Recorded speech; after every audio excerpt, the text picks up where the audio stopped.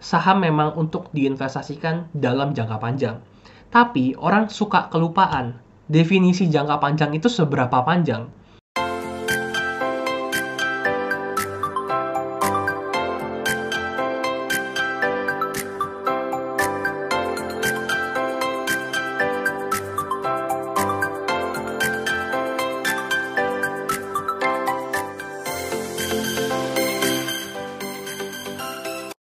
Halo, welcome back to RF Channel. Balik lagi bersama saya Adi Prasetya. Saya merupakan penulis dari buku Simple Trading, Simple Investing, dan juga dari buku Yuk Nabung Seluruh Saham.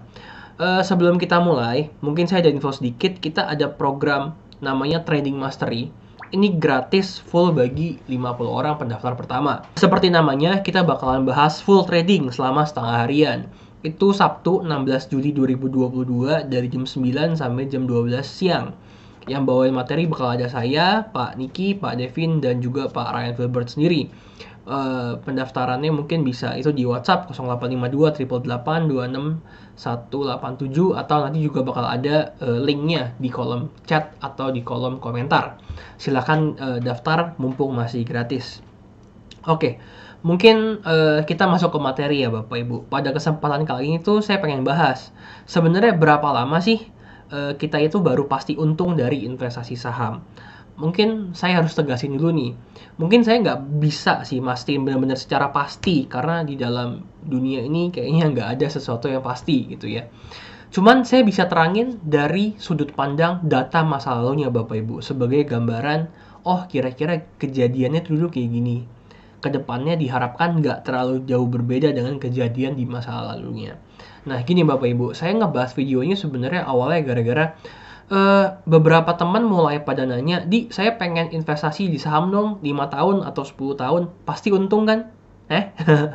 Terus ada juga yang bilang mungkin variasi keduanya, saya pengen nabung saham deh, dollar cost averaging, beli saham setiap bulan 1.500.000 ya tergantung kemampuan masing-masing.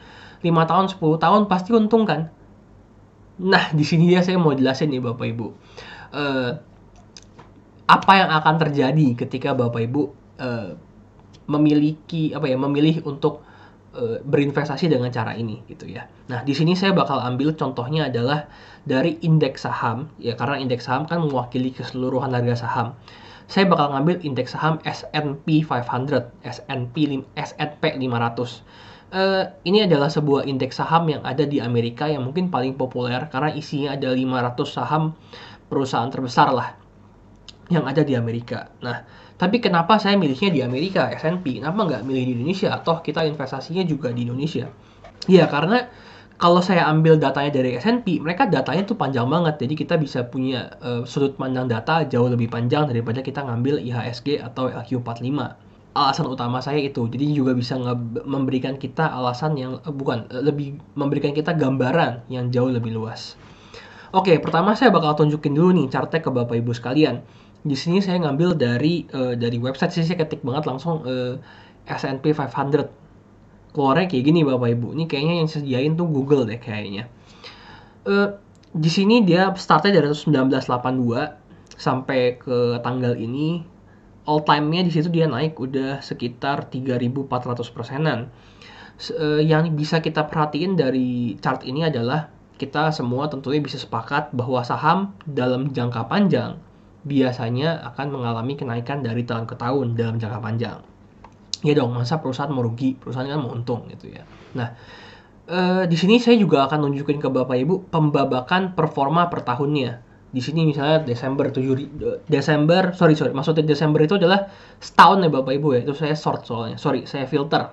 Jadi maksudnya tahun 1970 naik 8,39%. 1971 naik 6,48%. 1972 naik 13,58% dan seterusnya. Kalau kita lihat kayak gini, maka jawabannya adalah kayaknya susah banget nih untuk bisa kalau investasi setahun tuh untung. Karena kalau kita lihat ada tahun-tahun tertentu itu yang merugi. Kayak misalnya tahun 1973, 1974, tahun 87, tahun 2008, tahun 94, tahun 2018, dan seterusnya. Nah, tapi kalau saya investasinya 5 tahun di saham, kan katanya saham itu investasi jangka panjang, 5 tahun jangka panjang kan. Apakah saya pasti untung? Nah, Di sini dia Bapak Ibu, saya bakal ngebuat pembabakannya berdasarkan investasi 5 tahunan dan investasi 10 tahunan.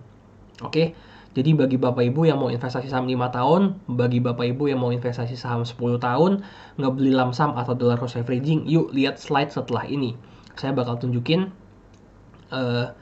grafik, bukan grafik sih, apa yang terjadi ketika Bapak Ibu investasi 5 tahunan dan 10 tahunan. Yuk kita lihat. Nah, di sini semoga udah muncul tabelnya. Di sini cara bacanya gini Bapak Ibu. Misalnya nih, yang kolom ya namanya, kolom 5 tahunan. Kan ada 1975 tuh, 6,08%. Nah, maksudnya adalah dari 1970 sampai 1975 itu Bapak Ibu kalau investasi di S&P 500 itu portofolio Bapak Ibu naik 6,08%. Alias setahunnya kira-kira cuma 1,2%. Terus kalau Bapak Ibu investasi dari tahun 2000 ke tahun 2005, kan 5 tahunan. Bapak Ibu tuh bukannya positif, tapi malah minus 10,48%. Kalau Bapak Ibu investasi dari 2005 ke 2010, Bapak Ibu cuma dapat profit 5 tahun 6,47%, alias tahunnya paling ya sama 1,2 atau 1,3%. Kalau Bapak Ibu investasi 10 tahun, yang kolom sebelah kanannya lagi, misalnya kita lihat yang kolom 1980, itu artinya dari 1970 ke 1980, Bapak Ibu profit 47%. Begitu juga yang tahun 2010, yang di baris 2010. Itu berarti kalau Bapak Ibu investasi dari tahun 2000 ke tahun 2010, bukannya positif, malah minus 4,74%, alias setiap tahun itu minus 0,4%. Jadi kesimpulannya apa di? Kesimpulannya adalah gini Bapak Ibu, saya harus jujur. Selama ini orang itu ngomong investasi saham itu jangka panjang. Yes, saya setuju bahwa saham memang untuk diinvestasikan dalam jangka panjang.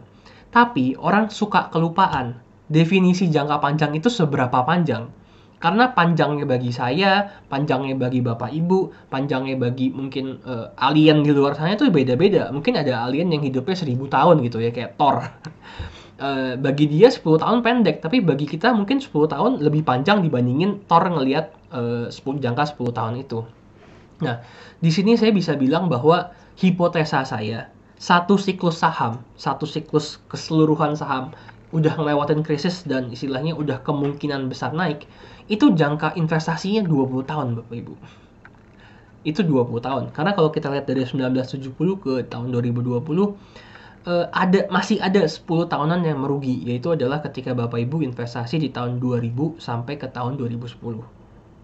Jadi menurut saya, kalau Bapak Ibu make strategi membeli saham yang cuman lamsam di depan, atau Bapak Ibu pakai dollar cost averaging, itu minimal seenggaknya Bapak Ibu siap tujuan keuangannya adalah selama 20 tahun ke depan. Kalau 10 tahun apalagi 5 tahun, takutnya Bapak Ibu lagi kena tahun-tahun yang sial. Misalnya nih Bapak Ibu tahun 2000. Wah, seru ya. Investasi 5 tahun dari 1995 ke tahun 2000 itu profit 180%. Alias setahunnya tuh kira-kira berapa? 36%-an ya kira-kira ya. 30% ke atas tiap tahunnya. Terus Bapak investasi nih dari tahun 2000 ke 2005. Hasilnya minus 10% selama 5 tahun. Bete dong. Nah, itu gara-gara ngelihat datanya kurang panjang Bapak Ibu. Investasi di saham 5 tahunan itu masih sangat riskan. Untuk bagi Bapak Ibu yang pakai metode standar ya, kayak lamsam atau dollar cost averaging. Nah, solusinya gimana dong Bapak Ibu? Kalau misalnya saya nggak mau investasi saham 20 tahun ke depan. Tujuan keuangan saya misalnya cuma 8 tahun ke depan. Solusinya adalah kalau Bapak Ibu tetap mau investasi di saham, yang pertama adalah diversifikasi. Ini suatu hal yang sepele tapi penting banget untuk Bapak Ibu ketahuin. Bahwa please jangan naruh telur Bapak Ibu tuh di satu tempat gitu. Telur di sini maksudnya uang ya. Telur di sini maksudnya uang di satu tempat. Karena bisa aja ada kejadian-kejadian sial. Kayak misalnya dari tahun 1970 ke 75, tahun 2000 ke 2005, dan dari tahun 2005 ke tahun 2010. Sebenarnya untuk bursa Indonesia tuh sialnya itu kayaknya dari 2017 ke 2022 ya. Itu saham istilahnya belum kemana-mana dan baru mulai kembali gitu ya ke level titik tertingginya. Even 10 tahun juga Bapak Ibu masih bisa menemukan tahun-tahun sial. Contohnya di sini adalah dari tahun 2010 ke dari tahun 2000 ke tahun 2010 gitu. Oke, itu solusi pertama ya Bapak Ibu ya. Kalau Bapak Ibu mau tetap masuk ke saham, salah satunya yang Bapak Ibu bisa ambil adalah diversifikasi. Supaya kalau Bapak Ibu ketemu tahun sial, return dari aset sebelah itu nutupin. Yang kedua adalah Bapak Ibu juga bisa jangan beli dollar cost averaging. Kalau di bawah 20 tahun ya, Bapak Ibu bisa juga tunggu aja pas dia koreksi lumayan dalam, baru Bapak Ibu masuk gitu. Ini solusi yang kedua Bapak Ibu.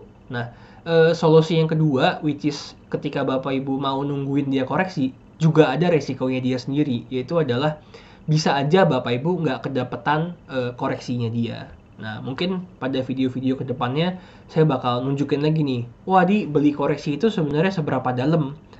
Kapan sih saya bisa masuknya kalau saya menungguin koreksi gitu ya. Mungkin pelan-pelan PR bagi saya buat Bapak Ibu sekalian. Sekian video saya pada kesempatan kali ini, semoga bermanfaat bagi Bapak Ibu sekalian. Thank you ya. Halo, terima kasih sudah menyaksikan video di RF Channel on YouTube. RF Channel adalah channel edukasi untuk kita secara bersama-sama belajar dan mendapatkan aktualisasi mengenai investasi, keuangan, dan bisnis bersama saya, Ryan Filbert, dan tim. Add nomor WhatsApp saya di 0895 07 08 0789 0895 07 08 0789. Download aplikasi MyRF di Android atau iOS untuk mendapatkan artikel dan tema-tema khusus mengenai edukasi investasi, keuangan, dan bisnis pada aplikasi MyRF sekarang juga. Setiap bulan, saya bersama dengan tim memiliki kelas, mulai dari belajar trading dengan analisa teknikal, yang strateginya bisa Anda terapkan pada seluruh market, mulai dari saham, forex, hingga cryptocurrency, atau kelas investasi saham bernama Fundamental Camp. Untuk mengetahui kelas lainnya dan bertanya mengenai kelas, hubungi tim sekarang juga di 0852 882 6187. Sekali lagi, 0852 882 6187. Semoga terus bermanfaat. Dari saya Ryan Filbert, salam investasi untuk Indonesia.